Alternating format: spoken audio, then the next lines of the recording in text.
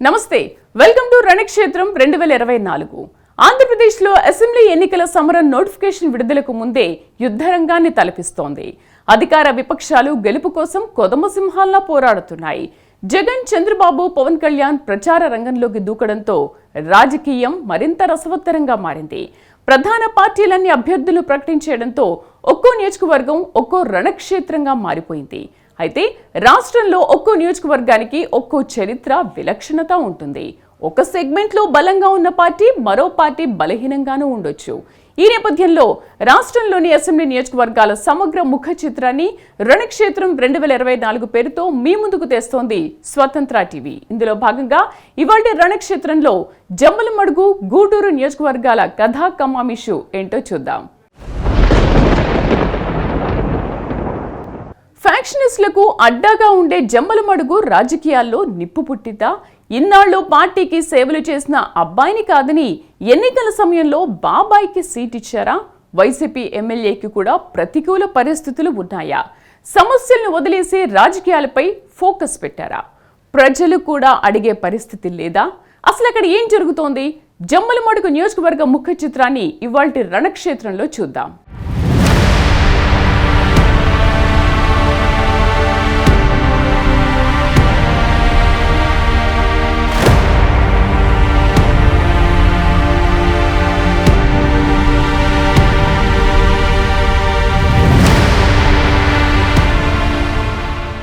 ముఖ్యమంత్రి జగన్మోహన్ రెడ్డి సొంత జిల్లా కడపలో మెజారిటీ స్థానాలను దక్కించుకోవాలి. అక్కడ మరో పార్టీకి అవకాశం రాకూడదు. ఆ కాన్సెప్ట్తో 1కి 10 సార్లు ఆలోచించి వైసీపీ అధిష్టానం నిర్ణయాలు తీసుకుంటోంది. మరోవైపు నుంచి చూస్తే జగన్ సొంత ఇలాఖాలో వైసీపీని ఆపితే మైలేజ్ వస్తుందని తెలుగుదేశం పార్టీ భావిస్తోంది. ఇలా జమ్మలమడుగు నియోజకవర్గంలో ఇరు పార్టీలు వ్యూహ ప్రతివ్యూహాలను ఒకదానికి మించి ఒకటి రచిస్తున్నాయి. ఫ్యాక్షన్ రాజకీయాలకు పేరుగాంచిన జమ్మలమడుగులో ఈ మధ్య వాతావరణం ప్రశాంతంగా ఉంటోంది. ఎటువంటి వివాదాలకు, ఘర్షణలకు తావివ్వకుండా మరోసారి విజయం సాధించాలని వైసీపీ ప్రయత్నిస్తోంది. అయితే విచిత్రంగా ఆ భారమంతా వివాదాలకు కేర్ ఆఫ్ అడ్రస్ గా పేరున్న sitting MLA doctor Mule Sudhir Reddy పైన ఉంచింది. మరోవైపు ఉమ్మడి పొత్తులో భాగంగా జమ్మలమడుగు సీటు బీజేపీకి వెళ్లింది. దీంతో ఆ పార్టీ అభ్యర్థిగా మాజీ మంత్రి ఆదినారాయణ రెడ్డి బరిలో నిలిచారు.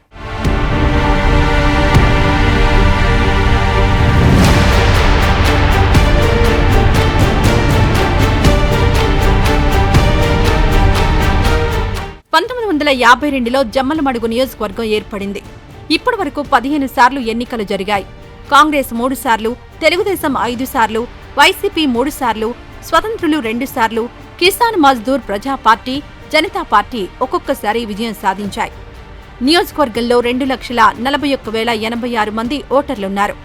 వీరిలో పురుష ఓటర్ల సంఖ్య 1,17,329 మంది ఉంటే మహిళా ఓటర్ల సంఖ్య 1,23,757 మంది ఉన్నారు. నియోజకవర్గంలో పెద్దముడియం, మైలవరం, కొండాపురం, జమ్మలమడుగు, ముద్దనూరు, ఎర్రగుంట్ల మండలాలున్నాయి.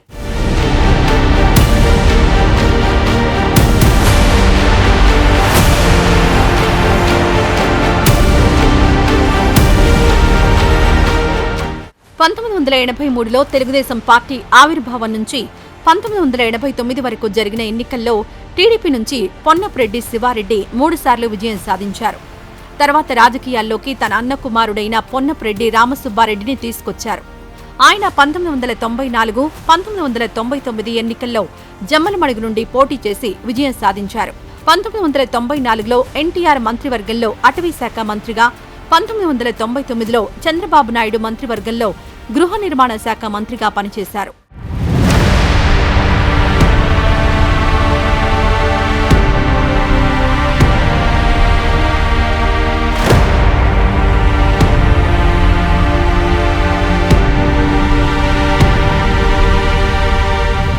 ఉమ్మడి అభ్యర్థిగా బరిలో ఉన్న బీజేపీ నేత ఆదినారాయణ రెడ్డి 2004, 2009లో కాంగ్రెస్ పార్టీ నుంచి గెలిచారు.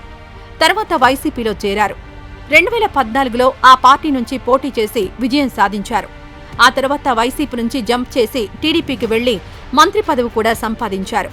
2019లో ప్రస్తుత YCP MLA doctor Sudheer Reddy చేతిలో పరాజయం పాలయ్యారు.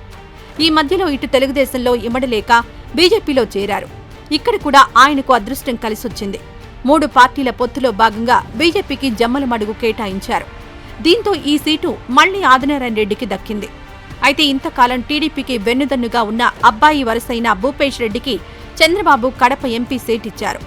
దీంతో వివాదాలు సద్దుమణిగి ఒకరి గెలుపు కోసం ఒకరు సహకరించుకునే స్థితి వచ్చింది.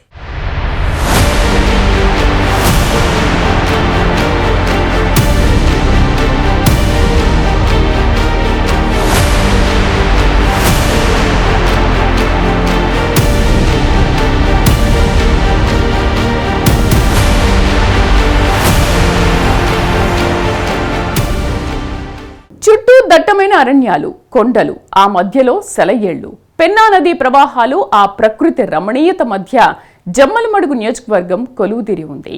ఇక్కడ ఎన్నో చూడదగిన ప్రాంతాలున్నాయి. పర్యాటక శాఖ కొంచెం దృష్టి పెడితే ప్రపంచ పర్యాటకాన్ని ఆకర్షించవచ్చని అంటున్నారు. కొండల మధ్య పెన్నా నదీ ప్రవాహం ప్రకృతి కాన్వాస్ పై తీర్చిదిద్దినట్టుగా సాగిపోతుంటుంది. ఇక్కడ నీటి ప్రవాహం వల్ల సహజ సిద్ధమైన గండి ఏర్పడింది. దీంతో నది కొండల మధ్య ఒక కోటను విజయనగర రాజులు నిర్మించారు. ఇది శత్రు దుర్భేద్యంగా ఉండేది. అలా దీనికి గండికోట అని పేరొచ్చింది. విజయనగర సామ్రాజ్యానికి వెన్నెముకగా నిలిచి ఎన్నో యుద్ధాలలో ఎంతో మందిని ఓడించిన పెమ్మసాని నాయకులకు నెలవు ఈ గండికోట. పునాదులు లేకుండా ఎర్రటి సానపు రాళ్లతో నిర్మించిన కోట గోడలు ఇక్కడొక అద్భుతమని చెప్పాలి. పెన్నా పర్వత శ్రేణులలో ఉన్న గండికోట శిలల వయస్సు దాదాపు 1200 మిలియన్ సంవత్సరాలు. మాధవరాయ స్వామి దేవాలయం, కోనేరు, కారాగారం, జుమా మసీదు, పెన్నా లోయ విశేషంగా సందర్శకులను ఆకర్షిస్తాయి. ఈ ప్రాంతం ది గ్రాండ్ కాన్యాన్ ఆఫ్ ఇండియాగా ప్రసిద్ధి చెందింది. భారీ శిలల మధ్య చూడడానికెంతో ఆహ్లాదకరంగా ఉంటుంది. ఇంకా ఇక్కడ శ్రీ నారాపుర వెంకటేశ్వర స్వామి ఆలయం, గూడో మస్తాన్ వలి దర్గా, శ్రీ కన్యకా పరమేశ్వరి ఆలయం, పురాతన శైవ క్షేత్రం కన్యతీర్థం, పురాతన కట్టడం గండికోట, అగస్తేశ్వర స్వామి ఆలయం, మైలవరం జలాశయం, గండికోట జలాశయం, అలనాటి ఆది మానవుల ఆవాసాలు, వారు గీసిన రేఖాచిత్రాలు, ఇలా ఎన్నో దర్శనీయ ప్రదేశాలు ఇక్కడ కొలువుతీరి ఉన్నాయి.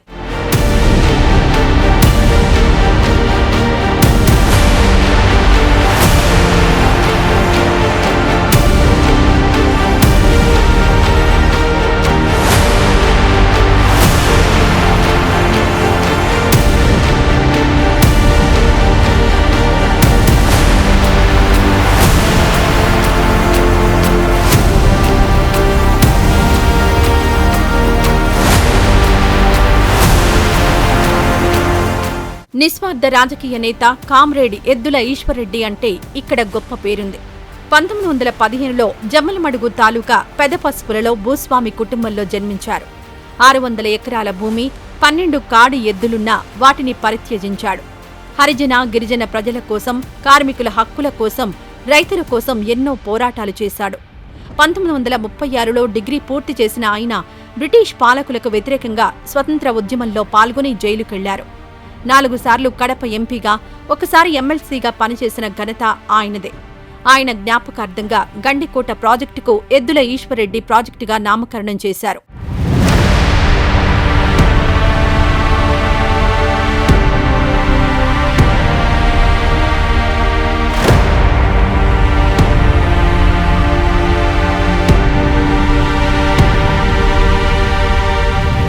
జమ్మలమడుగు నియోజకవర్గంలోని మైలవరం, జమ్మలమడుగు, పెదముడియం మండలాల గ్రామాల్లో చేనేత పరిశ్రమ కొనసాగుతోంది.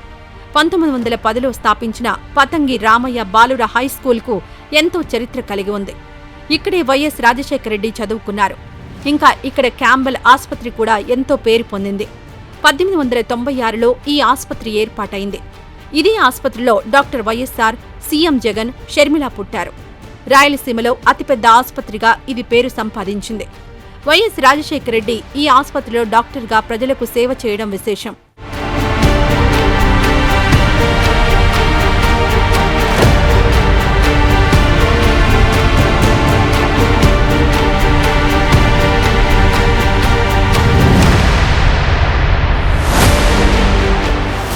ప్రకృతి అందాలకే కాదు, సమస్యలకు కూడా నిలయం జమ్మలమడుగు. అభివృద్ధి పేరిట అనేక ప్రాజెక్టులు చేపట్టినా వాటిలో ఒక్కటి పూర్తి కాకపోవడంతో ప్రజలకు కష్టాలు తప్పడం లేదు.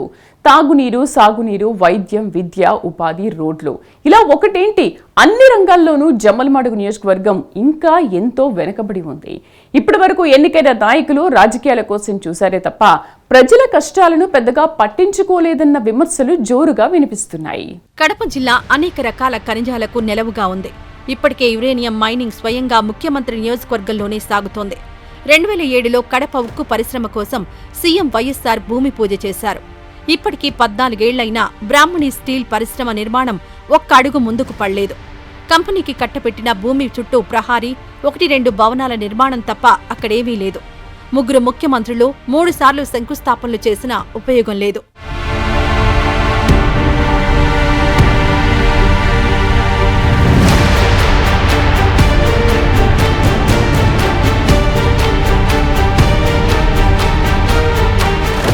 గండికోట జలాశయం నిర్మాణం పూర్తయిపోయింది కానీ నిర్వాసితుల సమస్యలు మాత్రం పరిష్కారం కాలేదు.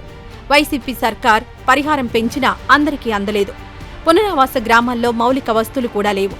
మరోవైపు రాజోలి జలాశయం ప్రతిపాదనగానే మిగిలిపోవడంపై రైతులు అసంతృప్తిగా ఉన్నారు. జమ్మలమడుగు, ముద్దనూరు మధ్య పెన్నా నదిపై ఉన్న ఈ వంతెన 2021 నవంబర్లో వచ్చిన వరదలకు కుంగిపోయింది. అప్రోచ్ రోడ్డు వరదలకు కొట్టుకుపోయింది. దీంతో చుట్టుపక్కల 16 గ్రామాల ప్రజలు నరకం చూస్తున్నారు. ఈ రోడ్డు మీద జమ్మలమడుగు రావాలంటేనే జంకుతున్నారు. రహదారులైతే అధ్వానంగా ఉన్నాయని అంటున్నారు. ఎందరో నాయకులు వచ్చారు, పోయారు. కానీ సమస్యలు మాత్రం అలాగే ఉన్నాయి. ప్రధాన పార్టీలైన కాంగ్రెస్, టీడీపీ, వైసీపీ నుంచి ఇక్కడ ప్రజాప్రతినిధులున్నా అంతా కలిసి చేసిన అభివృద్ధి గోరంత మాత్రమే. ఇంకా పరిష్కరించాల్సిన సమస్యలు కొండంత ఉన్నాయని జనమంటున్నారు.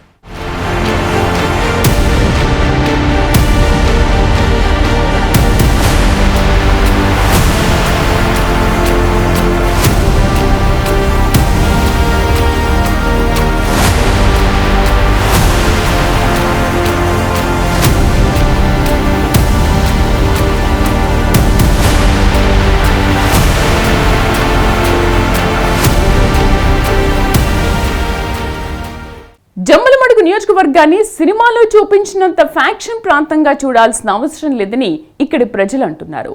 ఒకప్పుడు అలా ఉండేది. ఇప్పుడు ప్రజల్లో కూడా మార్పు వచ్చింది. వారిలో కూడా చైతన్యం వచ్చింది. ఈ తరం యువత బాగా చదువుకుంటున్నారు. వారికి అవసరమైన ఉపాధి కల్పిస్తే ఈ ప్రాంతం ఎంతగానో అభివృద్ధి చెందుతుందని స్థానికులు అంటున్నారు. మరి ఈ ఎన్నికల్లో అయినా జమ్మలమడుగు ప్రజల సమస్యలు తీర్చే నాయకుడు రావాలని కోరుకుందాం.